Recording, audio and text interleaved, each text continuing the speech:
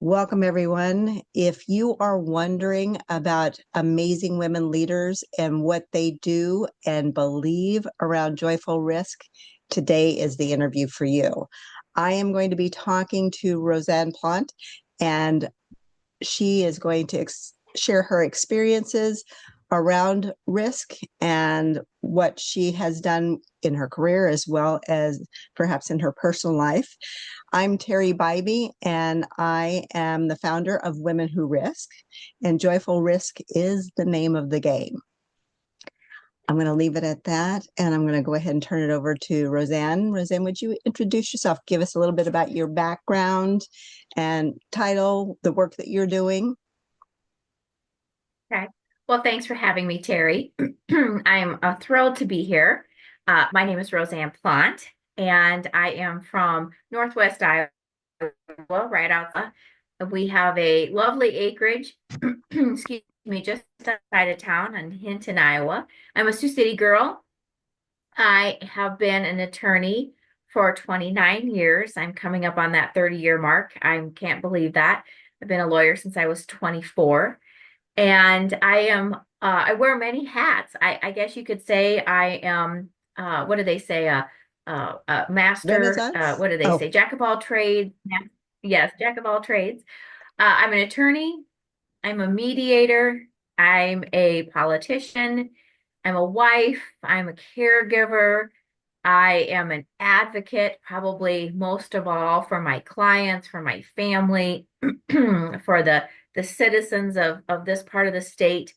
I'm a gardener. I feed the hungry. I'm a master gardener. I'm a conservationist. And as you can tell, I do lots of things. I get bored easily. I love to master different tasks and different skill sets. I'm always looking for the next adventure, the next challenge, and that's who I am. And like I said, I'm a wife. I'm a dog mom to a beautiful little rescue puppy named Princess Bella, who does uh, therapy in local hospitals and nursing homes. And my husband is a brain injury survivor and thriver, and we can get into that later. But that's us. We're just us. But we try to help everybody that we meet. well, that's amazing, honestly. Renaissance woman for sure. I almost knocked something over. So let's go ahead and dive right into the joyful risk. So, what has inspired you to take joyful risks in your career?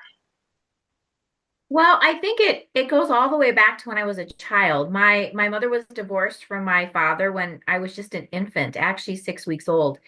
And it was the 70s, the early 70s. I am 53 years old. And it was a time when women were not single moms. And I come from a long line of extremely strong and unusual women in the fact that they were ahead of their time. So my grandmother came to America when she was 2. My great grandmother brought her and her siblings.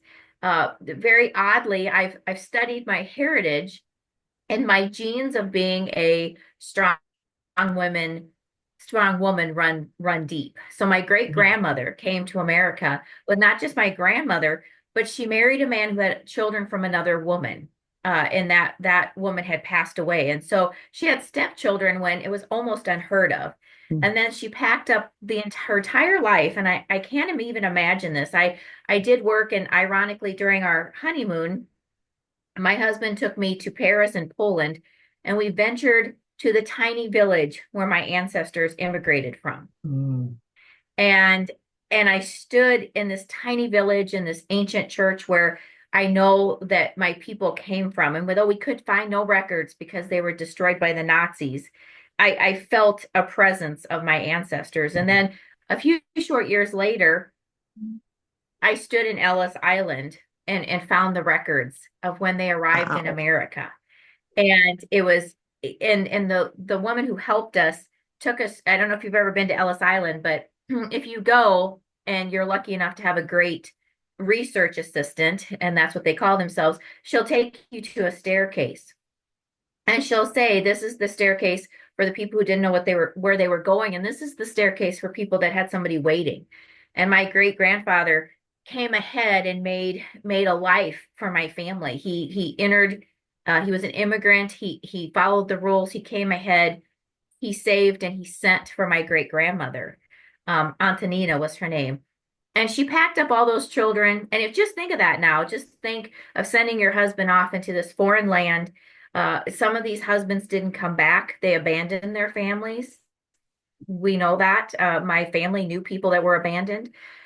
And to have that trust in her husband, and then he sent for her, and she came, my grandmother, my great grandmother, with my grandma, who was only two. And they came across that ocean on a steamship, and I have a picture of it. It was the Kaiser Wilhelm, and we found the church or the actual docket from the, I believe that they call it the ship registry, the manifest they call it. Right. And there they were on it, and it said who was picking them up and where they were going, and it said Sioux City, Iowa. And then she took me to the Wow. staircase, and she said, "This is the staircase where the people who had somebody waiting for them, they walked down these stairs to their new life. And now I get choked up talking about it. And now I'm going to have you walk down these stairs. And the stairs, if you go to Ellis Island, they have never replaced them. They are worn out almost to the point where they're dangerous. And you can see the deep recesses of all the millions of immigrants who came to America." And she said, now walk in your ancestors' steps. Yeah. Chokes me up too. And Yeah. yes, yes. So I had been to Poland, and then I went there, and then they came to Sioux City, Iowa, and they built a life. And they didn't speak English, they spoke Polish. And my grandma was two when she came. She told this great story that she was on the ship, and she was the only one who didn't get sick. Everybody was sick, and my grandma didn't get sick. And that the day they sailed into the harbor in New York and they went past the Statue of Liberty, that she waved to a little boy on a ship. She waved to a little boy on another ship coming to America, and that she said that was my grandfather. And Wow. we always thought she told such wonderful tall tales until she got older. And my mother and I realized that some of the tales she told were true. And when we were doing the research, we realized my grandfather's ship, in fact, did come in the same day to Ellis Island. Wow. Wow. That's So, yeah, yes. And so she was ahead of her time. And my grandmother only had an eighth grade education, but she was very street smart. She guided her family through that period in America. Sadly, my grandfather died of complications from World War I, or World War II, excuse me. He got on a train to go to Iowa City and never came back. And so she was a young a widow with my mother, who was just about five at the time. And so she had a different life. And then my mother was a young divorced mother, and came back to Sioux City with me from a failed marriage. And my mother went back to school and became the first community college graduate in our family. My grandma only had eighth grade education. My mother had a 2-year degree. She went back to school. And those two women built who I am today. And they taught me to be fiercely independent, almost too independent, my mother said a few times. Fiercely independent.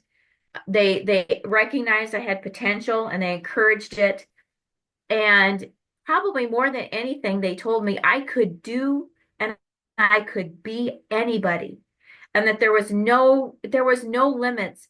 And we never talked about me being a woman or a girl. We never talked about all of the things that are so present in the world today. They simply said if you work hard enough and you're honest and you're a lady, you could go anywhere. And so they encouraged it, and I did. And I went to the local college. I went to Morningside College. It's Morningside University.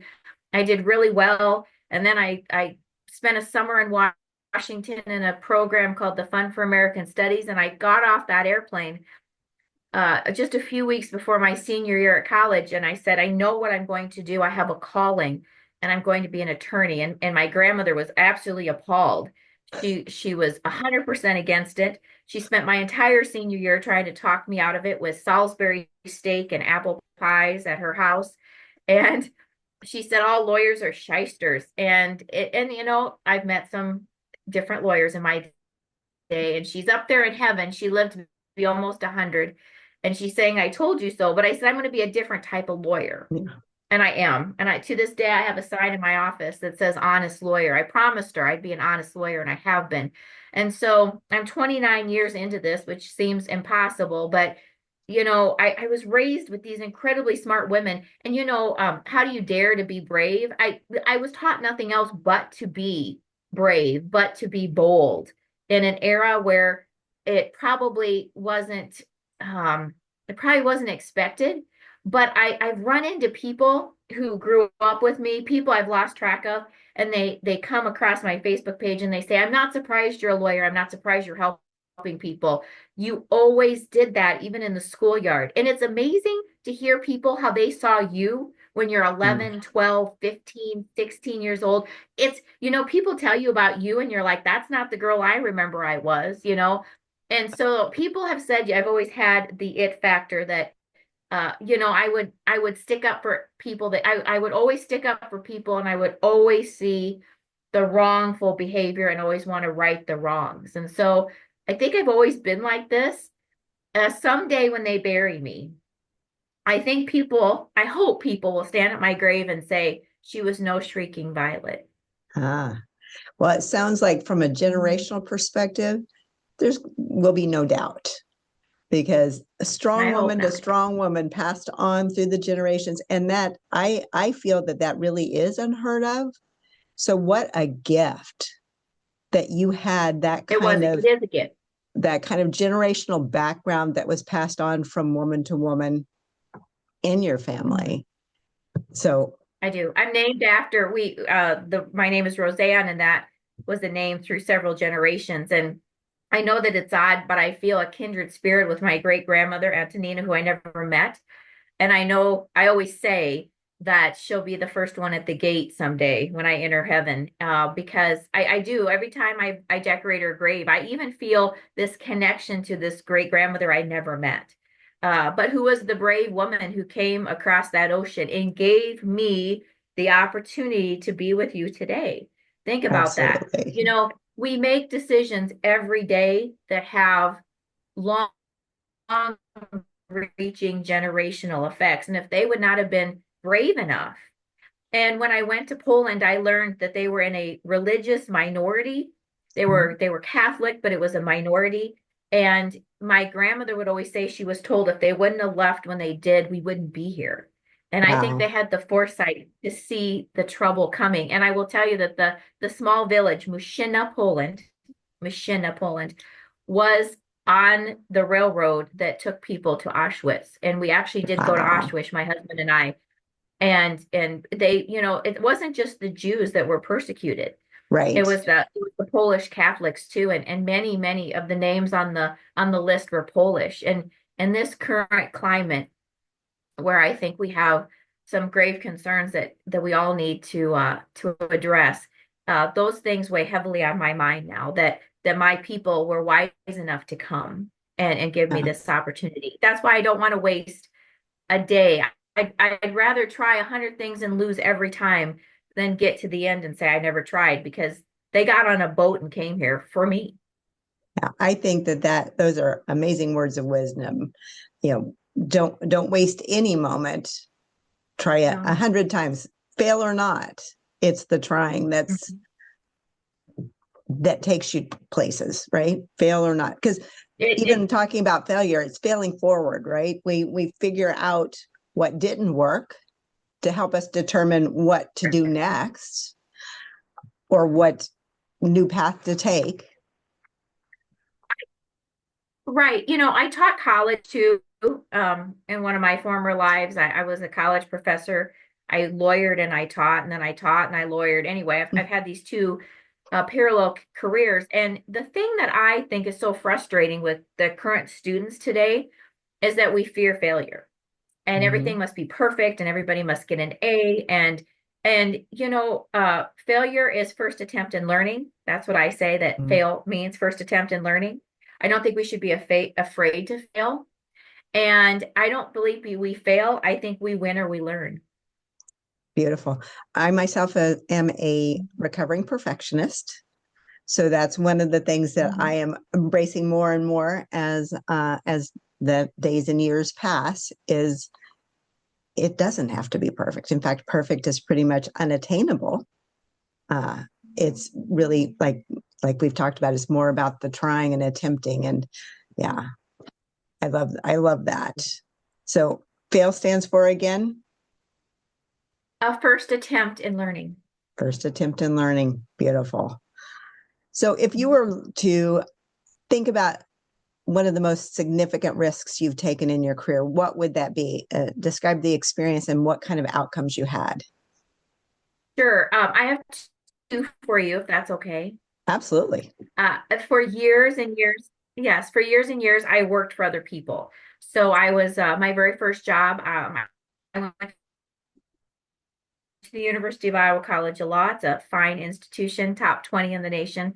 Proud to be a Hawkeye. And I was a corporate lawyer for a Fortune 500 company right out of the chute. People thought I was the intern. I looked 12 years old back then. And I went on, I did a lot of things. I was a special prosecutor. I prosecuted domestic violence cases. I have been a municipal city attorney for the city I grew up in, Sioux City, Iowa. I taught on the side for years. I've been a professor and taught a number of things. I met my husband at the local community college where I established, wrote all the curriculum and started a paralegal studies program. I met him. He was the really cute wind energy professor that came to one of my lectures once during in-service. So I've had all of these experiences. And for years, people said, why don't you go out on your own? Why don't you start your own law firm? And I had 1,000 reasons why I couldn't do it. And, it's too expensive. I wouldn't know how to do it. Who would I hire? I don't know how to do the books, blah, blah, blah. And then there came a point after I was married when I was teaching, but my part-time lawyering was eclipsing my teaching. And people would call me all the time for advice. And I said to my husband, I'm so sick of giving free legal advice. And he said, stop it. He's an engineer. And every lawyer should marry someone who's the opposite. Never marry a lawyer if you're a lawyer. There's my advice for gals. But you need somebody, and my husband was a engineer, a tech guy, okay, a technical, hands-on guy. He used to put up the big wind towers, okay. And so he just cuts right through it. We're a good match in that regard. And he said, well, then just quit doing it and start a law firm for God's sake. So I decided to do it. And I had a year break, like a sabbatical from the community college. And we decided to take that time. We were trying to start a family and we had lost a baby. I was older. We were older when we got married. And we thought perhaps if I calmed down and I slowed down, perhaps I could become pregnant again. And so I was to take this year of sabbatical that came with pay and insurance and start this business. Great, right? What a fantastic way to start a business when you have an income, right? This Right. sounds great, Teri, right? I got it all under control, right? Until November of that year when my husband left and he didn't come home that night because the city bus ran a light, struck his Chevy Tahoe, and he had two shattered legs and a severe brain injury, and he was in a coma. Oh my gosh. That was November 16th, 2016. Wow. And our life changed forever. I had been a caregiver for 3 elderly people for 9 years in my 30s, which is why I got married late, because I was working and taking care of elderly people. And I was thrust into this crisis and this tragedy. And there on a table laid my husband literally in pieces. And so it was quite grave. He had a severe, like I said, his legs were shattered and he had and they called me in and they said he has a severe axiom shearing, which for your viewers just means that his brain bounced from one side to the other, and your brain is sitting at the top of your spine in the fluid, but there are a lot of neurons, and you have to picture it like a spider web. And what happened was when his brain went from one side to the other, those were they were pulled across. If you've ever tore material and see all those axioms are what tell us what to do, to breathe, to lift the arm, to do it's a that literally we forget that our brain controls everything, Wow. everything. And his were gone. And so they said he would die. And they said to call the mortician. And I came home that day with my good friend. And I said, we're not doing this. And I said, he's going to be fine. And we're going to call another doctor. And she told me probably 18 months later that she told me to go take a shower. And she went outside and called my other close friends and said, we are in deep trouble. She thinks she can save him. And this is going to be really bad. And Mm. her and my other close friends, they put on Oscar award winning performances. You're right, he's going to be fine, we're going to help you. And they were all incredibly petrified. Talk about women taking risks. Wow. These women stuck up for me. I was the one who always helped them, and then they came to my rescue. And so we found a doctor, we got a second opinion, we got the shunt in his head. I sat by his bedside for 14 days and prayed to the Polish Pope, Pope John Paul II, who has been so, and I went it, and just to tell you, we went to the Vatican for our 10-year anniversary, and my my biggest thing at the Vatican was to visit Pope John Paul II, or the saint, he's a saint now, his grave, and say thank you, because I prayed. We had friends in Poland who went and prayed at the statues, and so I prayed. I said, I'll make you a deal, God. I mean, who makes a deal with God? Only me. And I said, I'll make you a deal. If you give me his body back, if you give me his mind, I'll do the body and the soul. And God took the deal and held up the deal. Wow, And that moves so me too. what? I said that moves me too. Yeah. And we started, and we got out. He woke up the day after Thanksgiving in 2016. And then we went to Madonna Rehab, which is the premier brain injury rehab facility in the nation. It's like getting into Harvard. I was more excited to get him in there than the day I got into law school. It's about $10,000 a day, so it's about 90,000 a month. It's ridiculous. We had good insurance, thank God, and I went with him. And here's the deal: I was opening an office, so you might say you've gone far afield, but here's the deal: I was in the process of opening this law office. Mm. And I called all my clients and I said, I'll find you other lawyers. And they all said, nope, we want you. And then I called the place Wow. I was going to sign the lease, and I said, I can't sign the lease. I don't know what's going to happen. And they said, we understand. And I started my practice out of the back of a Chevy Cavalier. So if you've ever seen the Lincoln Lawyer with, uh, just handsome Matthew McConaughey, you know how Matthew McConaughey, uh, there's a Lincoln Lawyer store where he runs his practice out of the back of a Lincoln. I was the Cavalier lawyer, and I knew where every hot spot was. I knew where every Kinko's was. And I ran this law office from the back of a car, and from hospital waiting rooms, from hospital rooms, conference rooms where I could meet people. I divorced somebody I had a client, and I said, I've got your divorce papers, and I would come, and the judges were assisted me, and I would come back to Sioux City once a month from Lincoln, Nebraska. It was a couple-hour drive. And I would do all of my court hearings. And one time I had these papers, and I said to the guy, I'm going to be outside Omaha. I'm on the way to Lincoln for my husband. If you want to sign these papers and meet me, I knew where all the stops were. I said, if you want to meet me at this rest stop and get divorced, you can. He goes, I could get divorced at a rest stop. And I said, yeah. He said, can we do it in the bathroom? I said, I don't care. He thought it was the greatest thing ever. My point is, the business started in crisis, and then I Mm. decided to run it out of my home. And you might see my wall. I just put up Mm. I just actually have a new symbol here, my new branding. But I put together this office, and people said, you'll never make it. And I said, well, I have to, because he needs me at home to help with the rehabilitation, because it was years of physical Mm. rehabilitation, OT, PT, you name it. Okay. So we went to Madonna, then we went to QLI, then we came home and we did 2 years outpatient. I mean, you name it. We did in home. I became like a mini physical therapist. And I said, I have no choice. They said, you'll never make this work. And I said, I have no choice. Those And I people did. obviously didn't really know you or your What? back. Those people obviously didn't know you or your background to even think about saying that to you, because you're Well, not the type of woman that would be. my superpower is that I'm constantly underestimated. I will tell you that. I'm constantly underestimated. And so long story short, the office did great. And then COVID happened. Mm. And guess who called me? Everybody called me and said, "How did you do this?"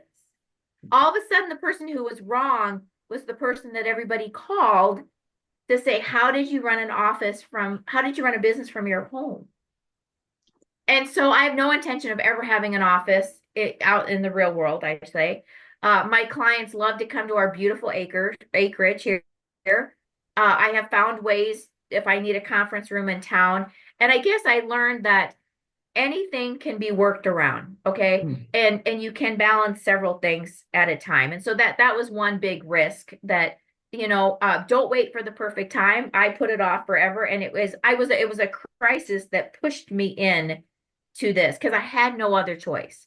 If I would have had a real job for somebody, I would have had to quit because I had to be there for my husband. Right. Okay, number two example is I just finished a run for District 13 for the Iowa House of Representatives. I have always wanted to run for office. In Iowa, it's tough because our legislature is part-time, and it's very tough to say to a legal employer, I would like 4 months off. I would like January to April every year off. Can you do that? And so it's very tough. So timing is everything in life. And I was in a position where Chad is doing, by the way, my husband is a walk and talking miracle.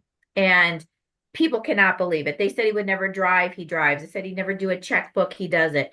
If you meet him, you think you maybe he's had a slight stroke. Even the neurologist said, I don't really talk about God much, but this is a miracle. And I said, we do, we have a miracle. So the time was right in my life. There was an open seat. I went to law school to run for office. That was always one of my goals. And so I ran for office as a Democrat in a ruby red district of Iowa. And I guess I was probably naive, overly I wouldn't say overly confident, but downplaying the fact that there was way more Republicans in the district than Democrats. And as normal, I thought I could just outwork my opponent. It didn't work. I lost like so many people did in the 26 in the 20 in the last cycle, the 2024 election. And but I learned, and I didn't know what I didn't know. And politics is not fair, ladies and gentlemen. It's not fair. And, it's just life is not fair. And so now I'm considering what my next move is. Right now, I Mhm. am an advocate, like I told you, for people. And I think that's what people need more than ever. Rather than division of Democrat, Republican, we have people that are hurting, and I don't care if they're Democrat, Republican, or independent. Right. And I'm talking to people who run food banks because my husband and I, we have a huge garden, and for years we have donated produce for food banks and soup kitchens to feed the hungry. We have encouraged others through our Green Ambassadors program, which has people in about 15 states. And overall, over the years, we've donated close to 10,000 pounds of food. I encourage people, you can have one pot on your patio, or you can have an acre like I do. But, Mhm. take your extra produce. We produce enough food in America. We do a poor job distributing it to the people that need it. So I want to feed the hungry. I want to protect our elderly as people, as somebody who had people in a nursing home. I saw the degeneration of our nursing home system. We've got to address that. Medicare, Medicaid is under attack right now. There are people who don't have anybody, and they need those systems to make sure that they do not fall through the cracks. I recently took some donations to our warming shelter. It's a amazing program in the Siouxland area in Sioux City, Iowa, so that nobody has to freeze outside. And I took some warm clothes and some donations, and I came home incredibly upset. And my husband said, "What is wrong?" And I said, "There are all these people there, and there is a woman sleeping in a doorway. How are we in America in 2025 and this poor soul is sleeping in a doorway?" And, they said, "Oh, thank you for the warm spring sweaters. We have people, everybody needs something." And I just said, how is this America? Mhm. How is this Iowa? How is this the community where I was born and I've worked for all these years? How have we come to this? And so I was very upset about that. And so I will continue to figure out how I'm going to be involved in the political process. People say, are you going to run again? I don't know. I'm considering a lot of things right now. I'm talking to the leaders of the Democratic Party. I'm talking to leaders in all parties right now. I'm trying to figure out how to run, where I should run, what I could do, where my talents are best fitted. I've been encouraged to run for everything from Congress to Attorney General. But those runs, people don't understand. There's a lot of infrastructure that has to be put together. A statewide run is millions of dollars. A congressional run is millions of dollars. And so, that's more than just, hey, I think you should run for Congress. There's a Right. lot behind it. So I'm in what I would call the pre exploratory committee area. But running a race is truly a once in a lifetime experience once you do it. And if you do it right, you fall in love with your district and with the people and with Mm. the all of the fine differences and I went to watermelon days and harvest festivals, and you get to meet the people, and it's really about a dating and a love affair with the people you're gonna represent. And though I didn't win, I ran as a purple candidate, somebody that was there for the people, not necessarily somebody that was going to just support Republican or Democrat ideals. So that was a huge risk. And, I said this to people.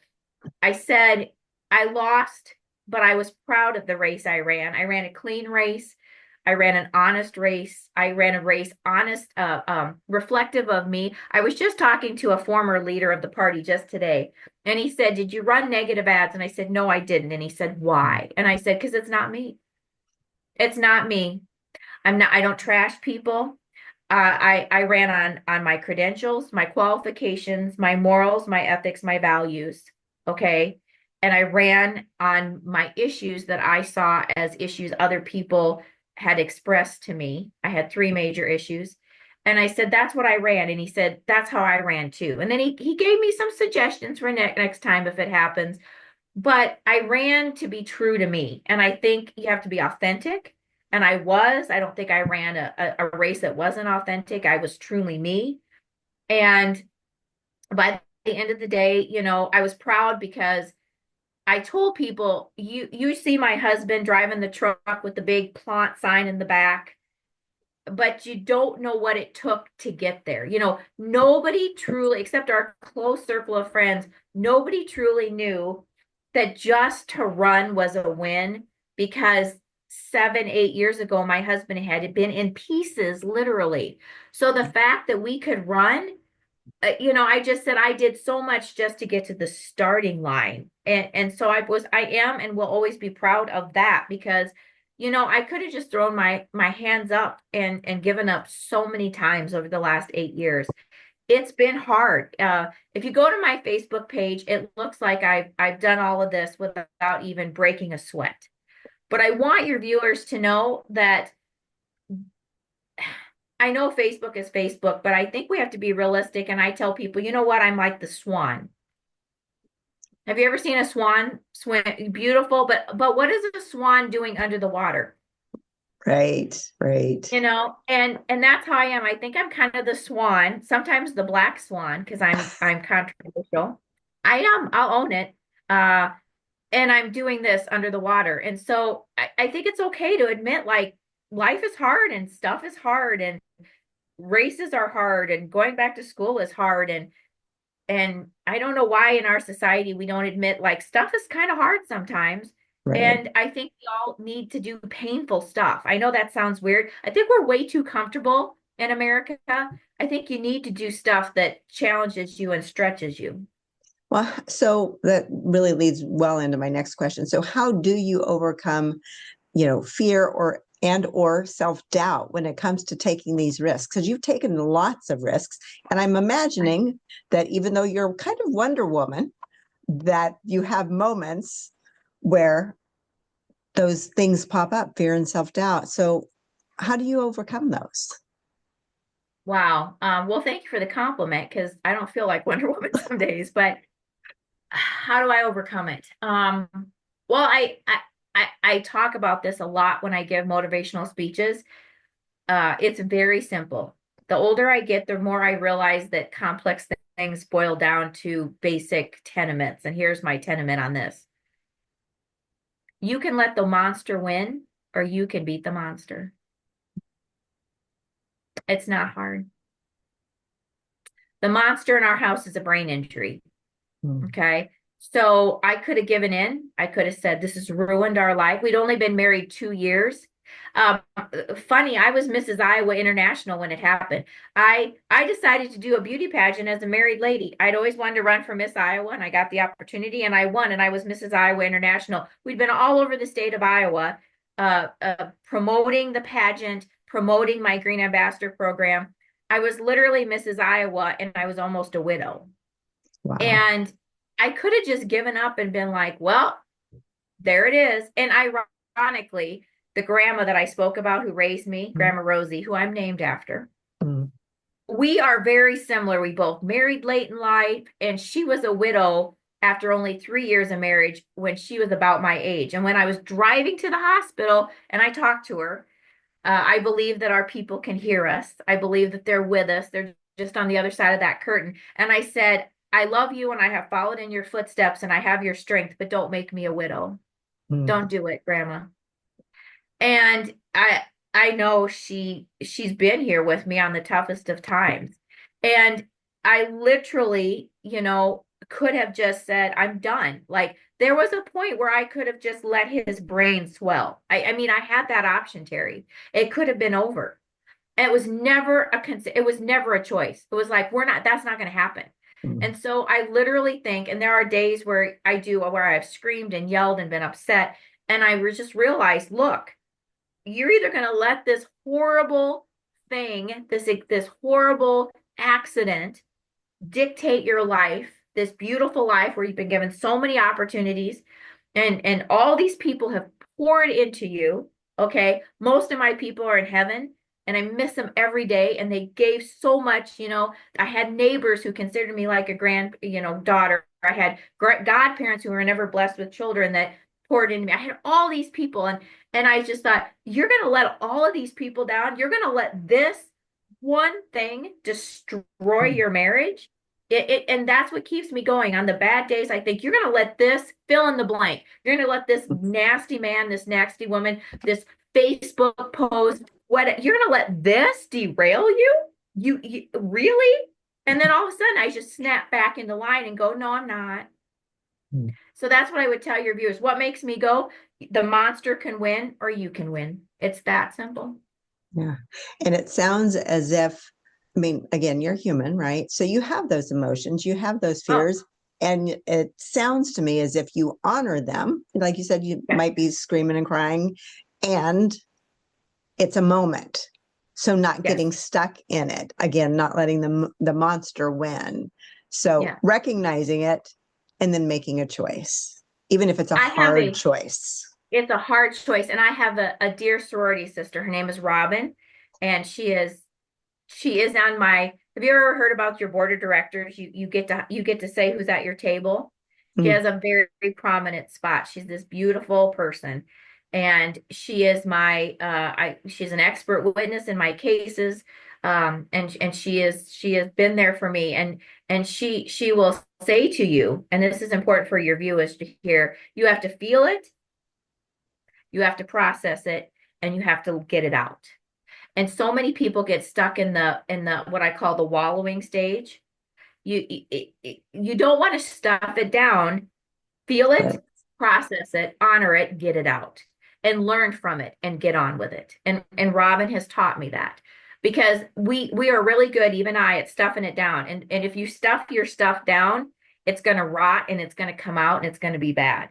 So Yeah. I always tell people, you got to deal with your stuff. Yeah. And knowing again that we all have stuff to deal with because we're human and life happens. I think that Yes, that is key, is to remembering it's the journey. So it's not getting it stuck is. anywhere in the journey, it's continuing the journey. So Yes. really good point. So knowing you have all these different hats, all these different titles, how do you balance your responsibilities in your personal life? Well, my personal life comes first, obviously. And when you have a disabled husband, that is always something that is the centerpiece of our decisions. And when I wanted to run for office, we had a very lengthy and exhaustive talk about it because I came home, I found out about the seat being open. I overheard somebody say, well, so and so is just going to win. No Democrat's going to win or going to run. And I thought, we'll see about that. And we worked together, and he knew it was a goal of mine. And my husband will always tell you he knew what he was signing up for the day, that we got married. He knew that I was a live wire. And we talked about it, and he said, I want to support you and you've done for me. And if he couldn't have done it, then it wouldn't have been, I would have said that this is not the right time, but it truly was the right time for us. And so I think we are a team. We don't have any other family. It's just him, myself, and our little puppy dog. And we ran this election. Even she was involved. People love seeing the dog. Even the dog, she had a little running for state house dog, little, campaign that we ran with her as a joke. But my point is how we balance it is that we don't make a decision without each other, and we work through these things.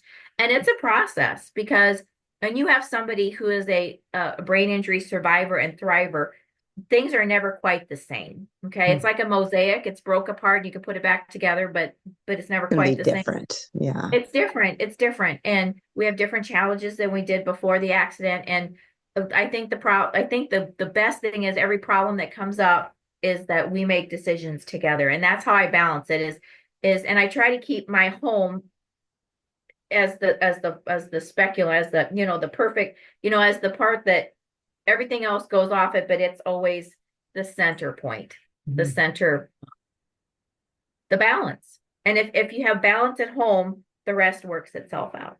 Beautiful. I Mhm. also heard another nugget of wisdom in there from the perspective of being open to recognizing opportunities. Yes. Because even just that overhearing, first you have to recognize and then you have to make a decision about it as far as, am I willing to take that risk? Mhm. And then the movement, right? So it's all, Right. again, part of the journey. But if you're not open to even recognizing the opportunities, then no risks need be taken. Right. And something I had to learn because I think we're all so excited when we do things. And I love this. And I have it on a little poster back here, and it says, I can do anything, but I can't do everything. Yeah. Can And I I think repeat as that? women, especially, Yes. because we tend to try to take care of everything for Yeah. so many different reasons. And I want to just jump. I know our time is getting short here, but I can do anything. I can't do everything. When I ran for office, I did something that I have not done before. And that is I really worked on my boundaries. I know that's a dirty word, Oh, but no, it's a okay, beautiful word. it is a beautiful word. Yes, I'm learning. And here's the deal. I said to the countless groups I volunteered for, to the friends that called a lot with legal questions. I said, I am running for office. This is my dream. I'm putting everything into this.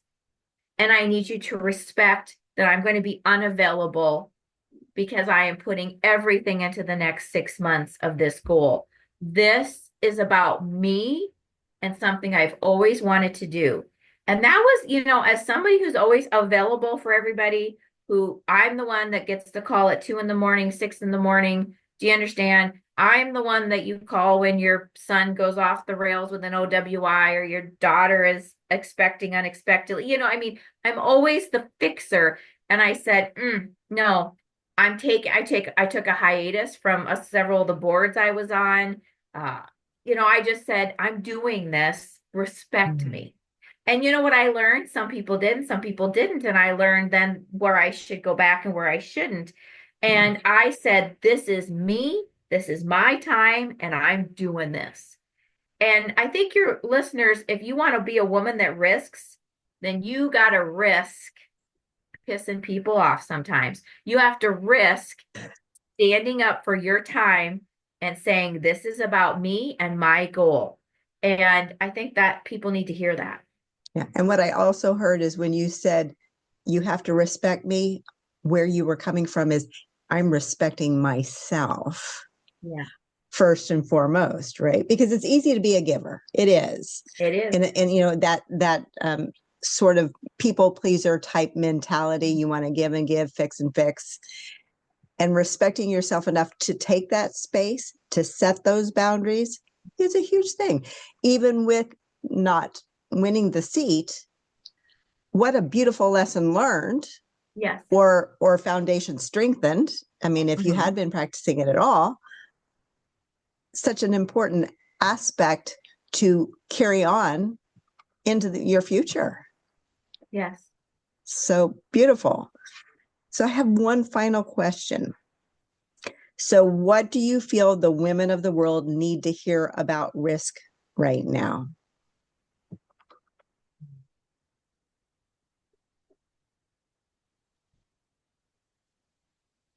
They need to hear that risk is not just for men. They need to hear that nothing worth earning or winning or obtaining is not obtained without huge risk. I'm a pretty conservative gal if you talk to my financial planner. I don't gamble at the casino and I don't like to gamble with my 401k, but I will gamble on things like running for office, going to law school. You know, I was the first person in my family to graduate from college. I was the first person who said, I want to be a lawyer, I want to be a professional. I was the first person, I guess, pushed into having a business. But great accomplishment does not come without great risk. It just can't be. And you have to take the big risk. And don't view if you fall short as a bad thing. Obviously, I was upset when I lost the election, and my supporters were upset.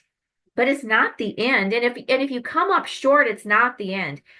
My story is one I can tell you countless examples from the time I was in seventh grade until recent of the time I don't get the low hanging fruit, but I just keep going, and then I get the big fruit. You know, you think, well, I didn't get this, but I got that, and and that's because you have to be willing to just well, I'll tell you what my grandma used to say, to let it all hang out and go for the big thing, because here's the deal, you can do big things, it's just you who is standing in the way. You can do really big things. And I'm big about manifestation and I'm big about quantum jumping lately. And, I have people who say, you're going to be the governor someday. And I used to laugh, and now I let myself entertain that, because even if I don't get to governor, maybe I'll get to that seat in the House or the Senate. But here's the deal, we still have unlimited potential, especially as women. Just don't stop before you start. Take the risk, do the thing. Don't be afraid to fail, because remember, it's first attempt in learning. So that's what I would tell to a woman, is that nothing big happens unless you risk big. Beautiful. Rosanne Plante, I am so, so grateful that you spent this time with me. I feel like you shared a wealth of wisdom, and I am Thank so you. looking forward to sharing that with other women. Well, and men can listen to it too. Absolutely. And so appreciate your time. Thank you Well, so much. and thank you. Thank you for having me, and thank you for giving women a platform to participate, to listen to other women, because I think the more we do this and the more that women hear other women out there, putting it all on the line, the more that we can encourage people to come kind of out of the shadows, because, um, you know, uh, you don't want to be a shrinking violet. Those people, you know, I have this, I want to get it right. What is it? It said something like, polite women never make history. Have you ever seen that? I have Yes. one of these Yes. signs over here, and I always say that, I'm a polite, I'm a lady, but yeah, make history, ladies, make history. Beautiful. Thank you, Rosanne. So Thank appreciate you, your Carol. time.